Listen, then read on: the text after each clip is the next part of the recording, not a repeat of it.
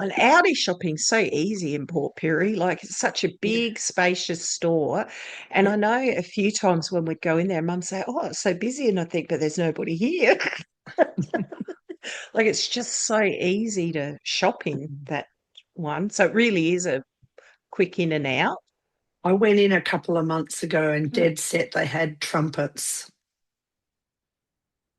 Trumpets. Musical instrument, a Yes. musical instrument trumpet. Yes. So I That's amazing, photographed the isn't it? box and sent it to my other friends here in the lunch group and said, I was tempted, but I didn't.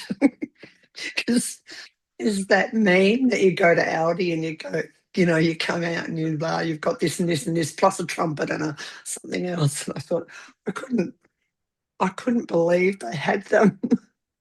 Yeah, it's amazing what they have, isn't it, sometimes? They Mm. obviously have got somebody that goes in and out of some of those factories over in, wherever they are, China, Taiwan, India, who knows where Yeah. they do it, and finds these one-off Yeah. things that Australians might love.